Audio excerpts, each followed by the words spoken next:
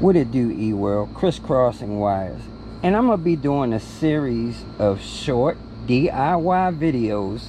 And I guess the topic of these videos, well, the title of these videos will be labeled in a little album I'll call Did You Know? So, this first Did You Know is, did you know when you got a Hall sensor error? See that right there? Got that little warning on my display.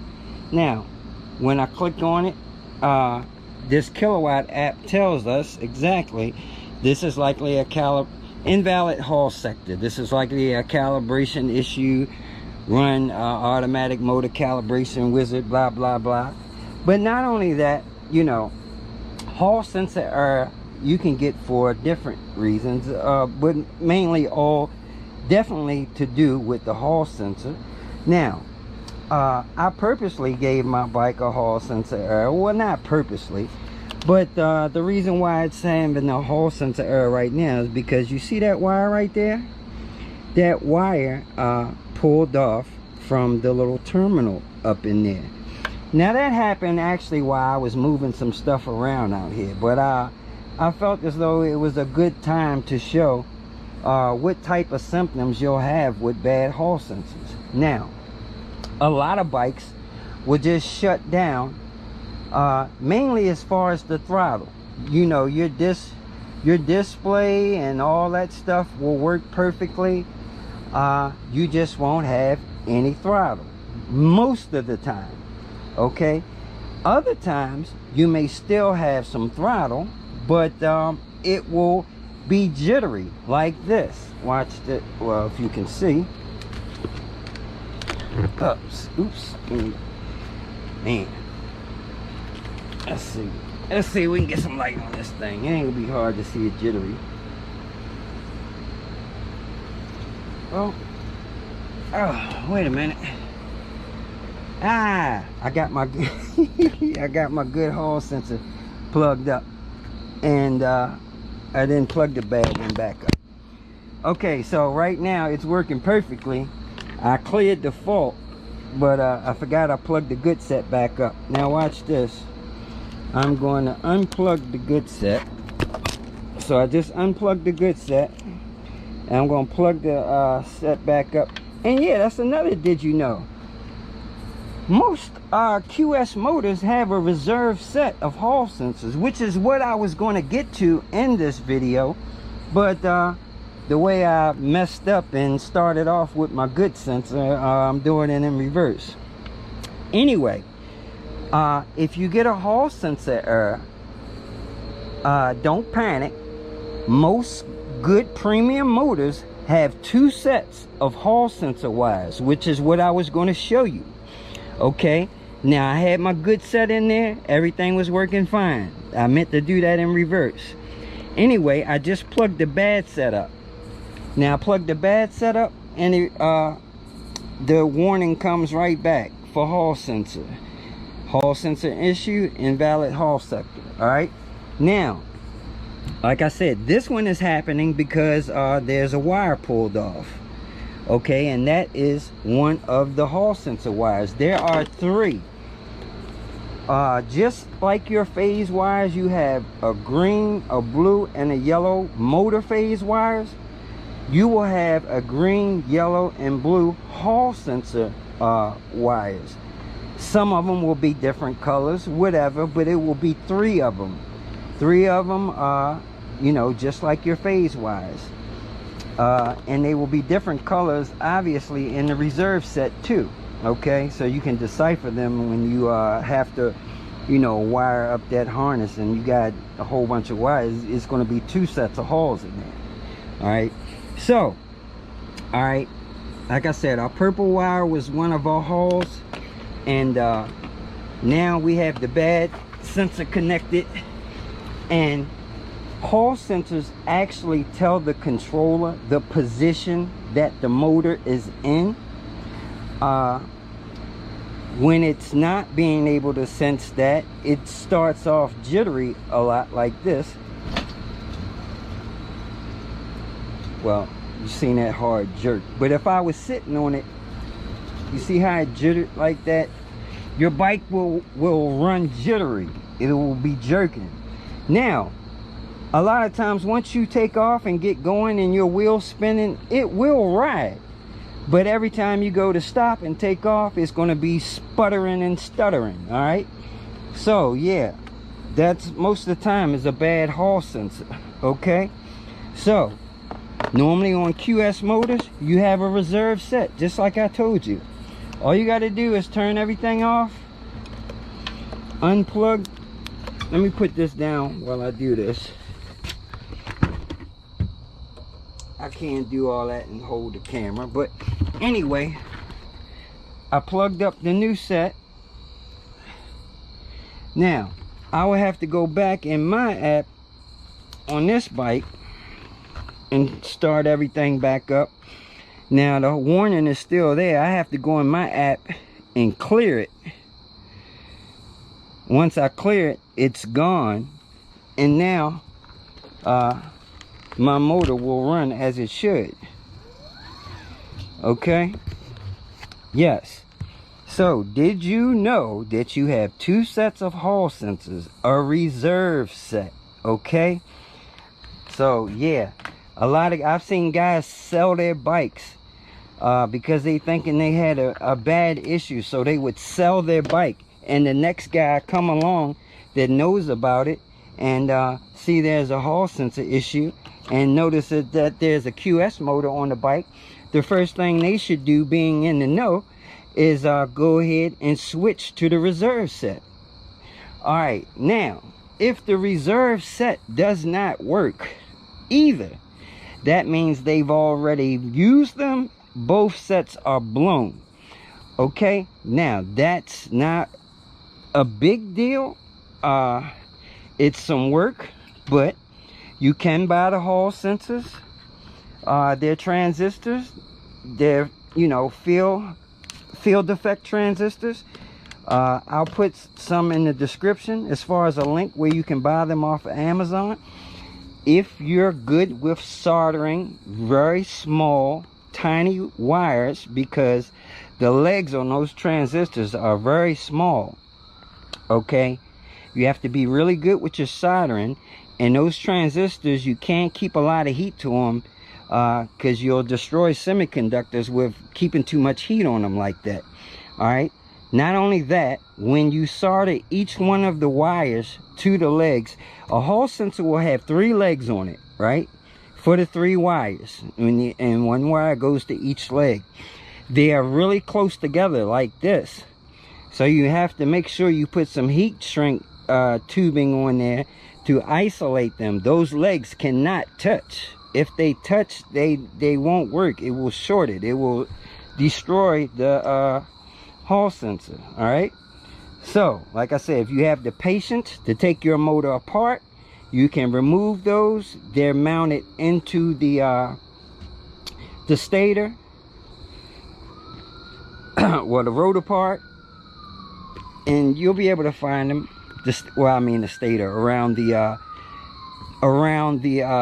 magnets part of your hub casing. They're on that side.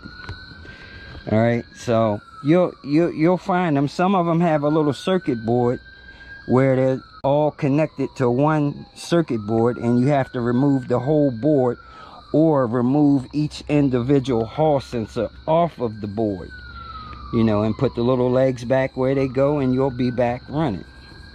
But yeah guys, I'm sorry this video was kind of you know my videos, I just start filming. This ain't no big production, so you know it ain't gonna be no nice editing and all that. It's raw video, so I just wanted to make sure.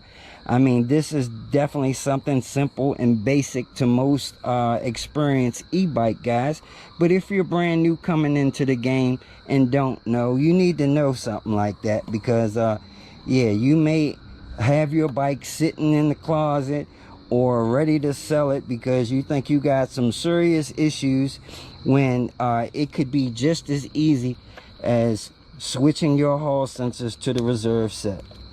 Now, there is a little tester that you can buy on Amazon. I have plenty of videos about that way back in my archive, back in the Frank files. All right, it's called the e-bike tester. It's a little white box, has little LED lights on it and everything, and they have connectors like this on it, where you can just plug that e-bike tester up straight to these connectors, and it will actually tell you if you have a bad Hall sensor or not. You can use that to test your high-low brake, your phase wires. It does a number of things, and that little tester is like 20 bucks. So yeah, I advise, if you're going to be working on your bike, fiddling around with it, buy one of those little e-bike testers. I'll put that in the description as well. Alright guys, I'm sorry for this rough, raggedy video, me fumbling around out here in the dark. But yeah, I've gotten that question quite a number of times, and I just wanted to explain it and kind of show you a visual. And I'm keeping that rag there because I have something under there that, yeah, I don't want anybody to see. Sorry, but that's why I'm trying to hide that. But yeah, that's all I got to say about the Hall sensors at the moment. Let me see, I plug my good set back up, so let me clear this fault. Oops.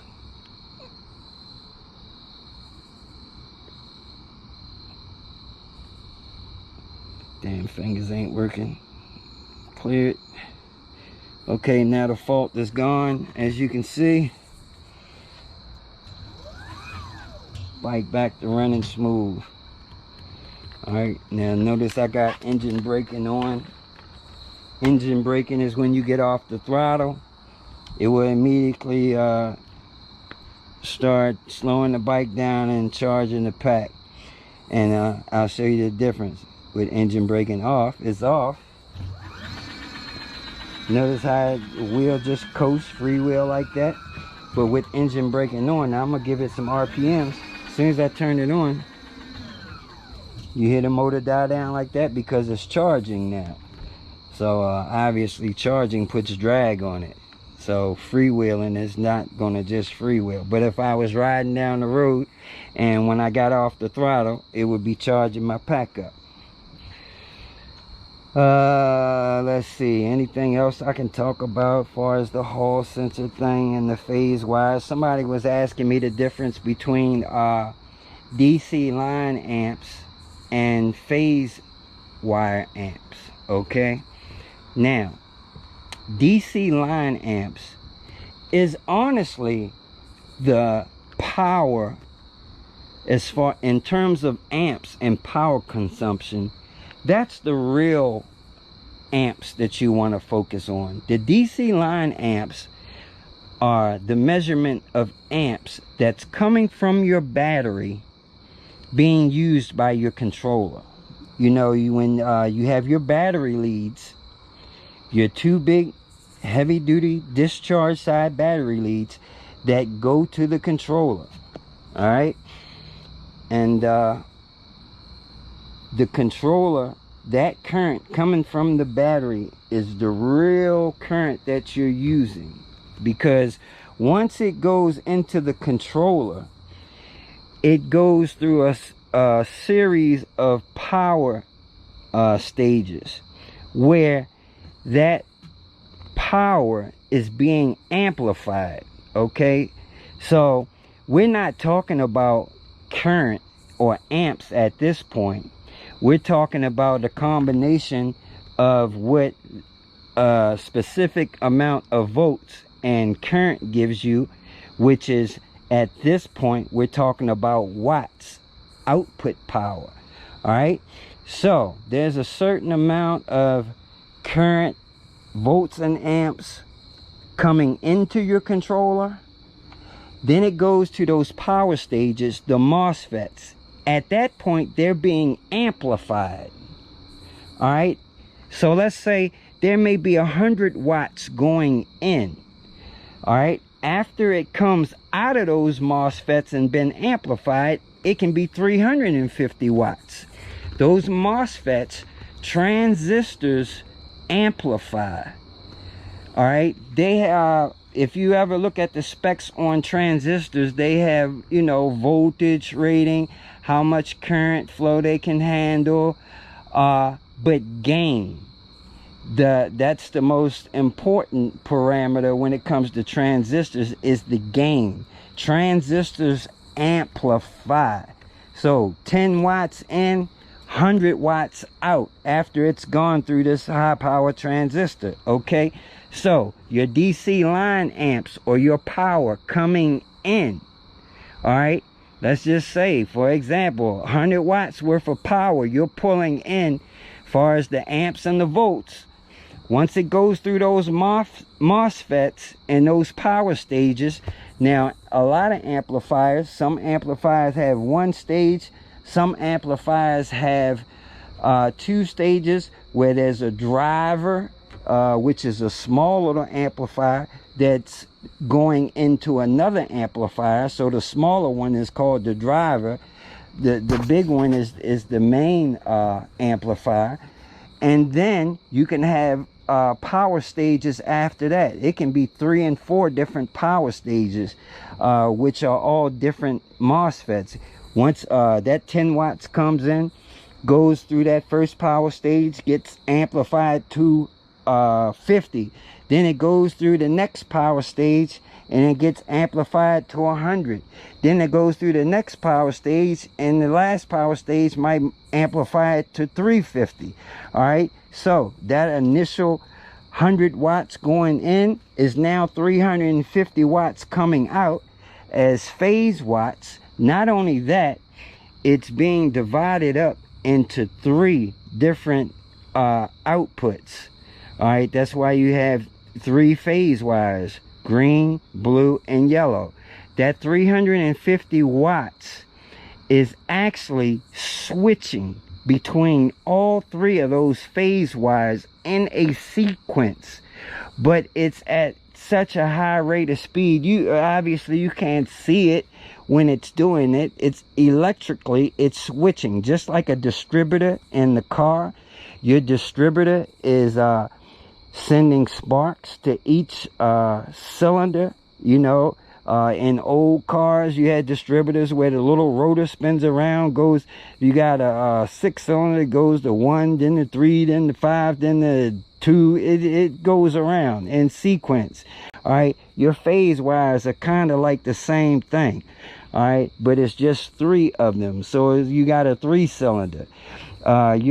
That 350 watts is shifting between those 3 phase wires at a certain frequency. Okay, frequency is how many cycles it's doing, and the cycles are like amazingly fast.